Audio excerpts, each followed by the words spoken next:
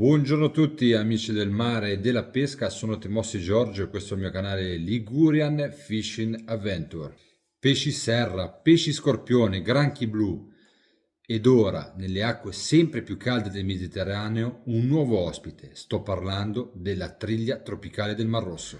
La triglia tropicale del Mar Rosso arriva in Italia, una nuova specie aliena nelle acque di Lampedusa. Arrivato anche in Italia, tirato su dalle reti dei pescatori di Lampedusa, un pesce endemico del Mare Rosso e del Golfo di Aden, la triglia tropicale del Mar Rosso. Il suo nome scientifico è Parupeneus forskalli, in onore dell'esploratore naturalista svedese Peter von Skall, e qui, nel nostro paese, non era mai stato segnalato. Lo ha comunicato l'Istituto Superiore per la Protezione e la Ricerca Ambientale, l'ISPRA, spiegando che la presenza nel Mediterraneo di questo pesce fu confermata per la prima volta nel 2012 in Libano, per poi arrivare in Tunisia nel 2016. Si trova anche alle Seychelles e lungo le coste di Eritrea, Mozambico, Gibuti, Kenya e Somalia. Ma quindi chi è la triglia tropicale del Mar Rosso? Originario dell'Oceano Indiano nord-occidentale, migrato nel Mediterraneo verso il canale di Suez, eccolo ora qui nel nostro paese. La triglia del Mar Rosso, pescata in Sicilia, potrebbe sembrare a prima vista una grossa triglia rossa di scoglio, ma la sua morfologia è assai diversa.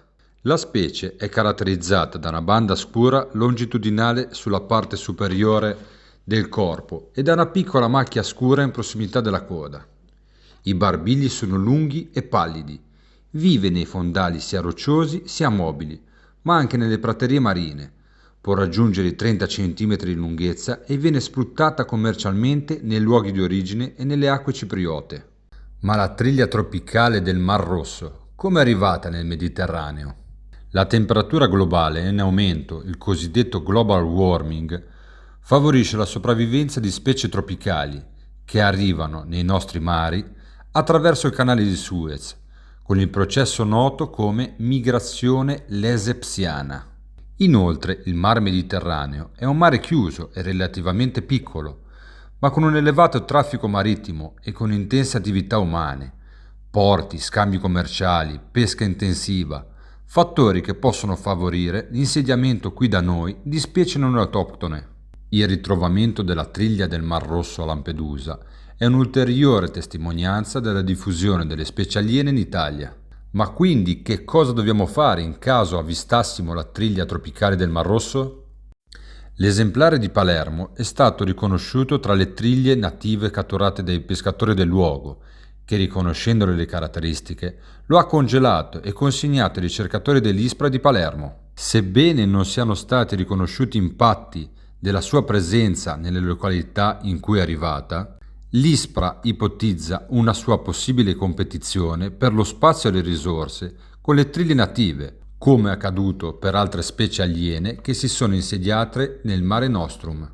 Ma ora conosciamo un po' meglio questo nuovo ospite del Mediterraneo, la triglia tropicale del Mar Rosso. La pinna caudale è gialla, i barbigli sono lunghi e pallidi. Il suo corpo, compresso sull'addome, ha una colorazione molto variabile, di solito bianca o giallastra, eccetto per una striscia scura orizzontale che passa per l'occhio, ma talvolta tende a rossastro. Sul peduncolo caudale è presente una piccola macchia nera.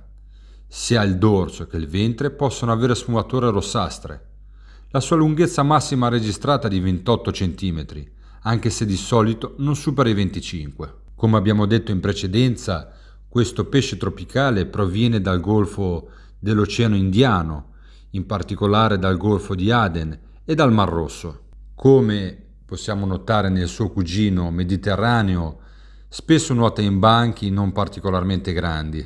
Per quanto riguarda la sua dieta, è molto simile a quella appunto della triglia mediterranea.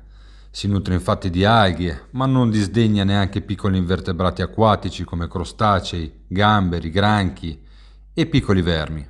Il suo comportamento è quindi molto simile alle due tipologie di triglie che possiamo trovare nei nostri mari, ma come abbiamo già detto in precedenza, questo pesce si inserisce in una nicchia ecologica dove sono già presenti due pesci praticamente identici. quindi andranno sicuramente in competizione per il cibo e probabilmente il più forte, il più resistente riuscirà a sopravvivere.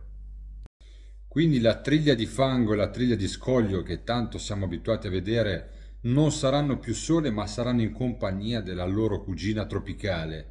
Detto questo, nella prossima puntata parleremo di altri pesci e molluschi provenienti da zone tropicali che ormai sono diventati ospiti fissi del nostro Mediterraneo.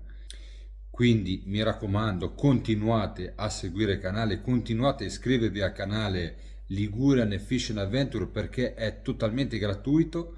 Io vi saluto, vi ringrazio e vi aspetto alla prossima avventura.